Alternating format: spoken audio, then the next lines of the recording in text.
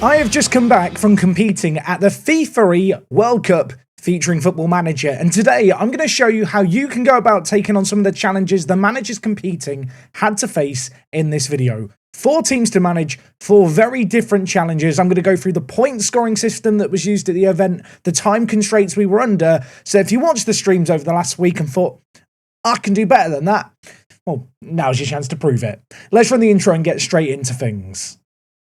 So first things first, down in the description of this video is going to be a download link to where you can pick up these 4 save files. To load them up in Football Manager, simply go in-game, go to load game, and then you're going to want to browse on your PC to where these files exist, and then just load them up. To start things off, we're going to go through Group A. So team number 1 that Group A had to take over was Yokohama F. Marinos, the team predicted to finish top of J1. In terms of game setup, we were provided the exact same save games that are linked down below, including all the randomly rolled stuff like player potential and stuff. It's all, well, it's the files that we used. That's all you need to know. In terms of manager setup, we had to go for suggested values, but you could use them however you want. When it came to the competition structure, the managers had 4 days to play through 3 seasons, the one exception being Yokohama F. Marinos, but they actually played 3.5 seasons. For each of the groups, the competitors were given these sheets you can see on screen now. For the Yokohama F. Marinos, you can see the start date we had was the 30th of January for that first play session of 3.5 hours, and in that time, the managers had to play through 45 days. From there, Thursday, Friday, Saturday, lots of Football Manager was played. And of course, in terms of the competition structure, all 5 teams in each of the 4 groups were managing the exact same teams, and there was a scoring system to compare their performances at the clubs. Those points were tallied up and a total score was given. On each day, there was a special one-off challenge for each group to complete. These did vary team to team. The rest of the scoring was the exact same. And as you can see here is how the scoring broke down. Winning the league gets you 50 points. Dropping down to 2nd place, not winning the title, a massive point swing of 10 points. The points per league position scale all the way down to 20th place. And depending on your performance in both domestic and international and continental competitions, you can also score extra points. You might also spot on the bottom left a challenge of the day. This did vary team to team, and Yokohama F. Marinos had 3 challenges across the Thursday, Friday, and Saturday. In Season 1, an easier challenge, I think, was to beat the rival Yokohama FC, a newly promoted team, both times in J1. During the 2nd season, their challenge was to provide at least 12 assists across all cup competitions with 1 player, and on day 3, they had the goal of selling a player to a team that competes in a 1st division of a European league for at least 2.5 million euros without add-ons. The German team that managed to win this group actually had a flawless 3 days. They won the Club World Cup during the 2nd year. They won multiple Champions Leagues. They won the J1 each and every season. The standard was high in this group. The challenges compared to some we're going to go through a little bit later, maybe a tiny bit easier day to day, but nevertheless, if you've never managed in Japan before, never managed in the Asian Champions League before, and you want to try and go head-to-head against a Saudi or UAE or just a club with a lot more money than you in a Champions League final, Yokohama F. Marinos might be the team for you. Of course, team number 2 in Group B was Brighton. As a representative of the English FA, we knew we couldn't represent and play as an English club if they were drawn, so as a result, sadly, didn't get to manage in the Premier League. Exact same rules as before apply. Suggested experience has to be applied for the club, but you could distribute the attributes however you wanted. I think the Brighton League probably was the most competitive of the 4 groups at the World Cup, simply because winning the Premier League wasn't a surefire thing. That said, teams got very close on the 1st season. 2nd season, if I'm not mistaken, multiple teams managed to secure a Premier League title. So in Season 1 at Brighton, your challenge was to dispatch of Crystal Palace in both league games. I feel like when you look at the team preview here and the league table, that is a fairly doable achievement. I feel like most teams did manage to do that. In season number 2, teams were required to get a single player at least 20 goals across all competitions. Again, I feel like that one's not too difficult. You've got some pretty good strikers at Brighton, including, of course, Evan Ferguson, who can develop pretty nicely if you've got time.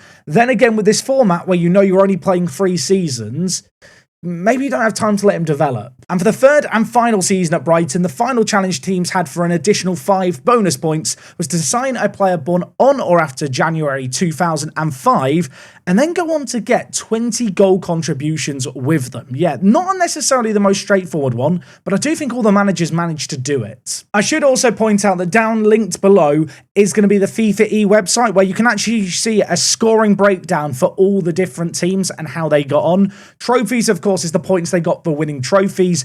Cup rounds is basically the progression in all the different competitions. League position does what it says on the team. Management, that was the score given, I believe, for challenges on each day, combined with your board rating. There was actually a scoring system where if you got an A or higher from the board, you got 10 points, and that dropped by kind of integers of 2 all the way down to scoring an F. So yeah, if you want to do these challenges, you will be able to compare yourself against all the other managers that competed in all the different groups. And if you do just click on a manager, you can actually see a little breakdown on how they got on each and every year, what their seasonal achievements were too. So yeah, if you really want to compare yourself to the world's best and the people who did the best, or you just want to watch along to their live stream to see how they did the challenges that you're maybe going to try out, they're all available on the website that's linked down below. Over in Group C, the next challenge was Sporting CP. Of course, this was the group that I was drawn in, and it was a pretty fun save game all in all. A team predicted to finish third. Going into the first day, I wondered, is anyone not going to win the league first year in Portugal? Can't say it's a league I have a ton of experience in. Sadly for me, every team won the league in the first year. The Indonesian team who went on to win the whole thing, they actually won the Europa League Season 1 with Sporting, finished runners-up in the Champions League Season 2, and in the third and final season, they won the Champions League, alongside, I think, winning almost everything else. I want to cling on like a little small crumb of comfort. As far as I'm aware, my team, me and Tom FM, we had the best performance domestically in Portugal. Sadly, in European competitions, it didn't go to... I don't want to... Maybe I'll do a video later talking about it. If you'd like to see a breakdown of mine and Tom's performance where I talk about the challenge specifically with Sporting, maybe that's something we can do. Anyway, on screen you can see the sheet that we had been given on day 1 that explains the start and end times of all the different sessions we had to play through. Naturally, I don't think it's necessarily healthy to play 9 hours of Football Manager in one day, so don't feel like you had to follow the schedule we did in the event. Although what I will say is the time constraint was a very big factor competing in this. 9 hours to finish a season in Football Manager is kind of difficult. You can see as well on this page the objectives we had for the challenges of the day. Day 1, Season 1, beat Benfica in both league games. We managed to do that in heroic fashion with a last-minute goal. Cue the clip. Right, subs being made. We have to get on the front foot here. 5 minutes at a time. We just need something. Anything. Surely not. Please. I want to be Well, I mean, we've rolled the dice here, which leaves us open, playing so attacking. Oh, I mean... That's the highlight. That's the highlight. Oh my word, what? No, don't. Football Manager's just f***ing with us. Pardon my French. I'm sorry to the producers. I have to beat that out. Please. Yes! Come on! Let's go! What a goal. What a goal. Challenge of the day number 2 was to score 10 goals of a player from our own development centre. Interesting to note, what actually was defined as that is basically any player whose player history starts at Sporting CP. So, for example, someone like Addons, even though he's in his mid to late 20s, he would have actually been eligible to do that achievement had we been able to sign him because of the fact he started his career at the Sporting Academy. In our attempt, we actually used Ribeiro, who is a striker who I think is on loan at Nottingham Forest year 1. We brought him back, played him. He did pretty well for us. He got more than 10 goal contributions. And then our final challenge was to sign a player similar to in the Brighton group on or after the 1st of January 2005. But in our case, instead of getting them goal contributions and stuff, we had to get them 1,000 minutes on the pitch. The man that me and Tom ended up going for was Lenny Yoro. We got the centre back for a pretty reasonable price. Probably going to be a lot better in next year's Football Manager. But in terms of being a backup centre back who we could just give the 1,000 minutes to get the 5 points, he did the job. And then we come to the final team that was selected in the World Cup, Group D, Dynamo. Let me tell you now, this team predicted to win the league. Everyone had this pressure of just immediately hitting the ground running in Croatia. And essentially, this group boiled down to who could get the furthest in the Champions League or any European competitions, really, over the course of 3 seasons. In Season 1, the first challenge was to beat Hajduk Split in 3 of the 4 league meetings you'd have against them over the course of the year. They are Dynamo's main rivals. They are predicted to finish second. Not an easy one. In fact, I think in this group, no one managed to do this challenge. I could be incorrect, so please don't come at me if I am wrong. But yet, I thought that would be more straightforward. People seem to struggle with it. But then again, I've never managed in Croatia. The challenge for day number 2 was during the second season's pre-season transfer window to sell at least one player from Dynamo to another team that's competing in the Champions League. So this was a challenge where I think some people did it to teams like Slavia Prague, for example. It didn't have to be a massive team, just someone who'd qualified and competed in at least the Champions League qualifying rounds.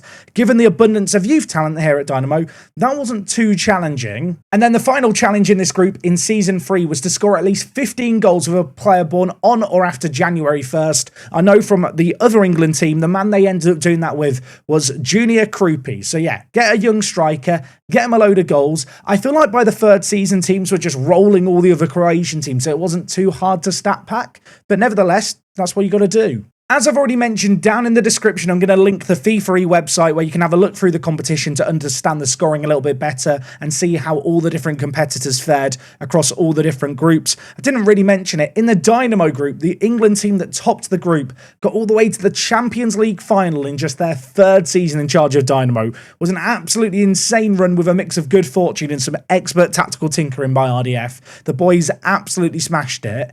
I feel like that's a hard one where if you get more points than the boys managing Dynamo, I'll tell you what, you've done bloody well. Of course, after the group stage format with these 4 different save games, it was then fantasy draft semi-finals and then a final. If you missed the broadcasts, you can go catch them over on FIFAe. Hopefully this is the start of the competitive football manager scene. Strictly speaking, as someone who was involved in it, it was really, really fun. And if you guys would like to see me perhaps do a breakdown of my save game at the end of the 3 days, talk about where things went wrong for me, what I would do different, kind of, you know, some of the I guess, ways in which you have to change playing Football Manager where you only have 9 hours to play a season, let me know. Maybe we'll make that a new video here on the channel soon. Big shout out to everyone supporting the content here on the channel. Appreciate there was a little bit of a gap while I was away competing in this competition, but now that we're back, Football Manager, FL Manager content is going to continue to flow. Make sure you're subscribed for that and future videos. And until next time, it's me, Jack, and I'll talk to you guys in a bit.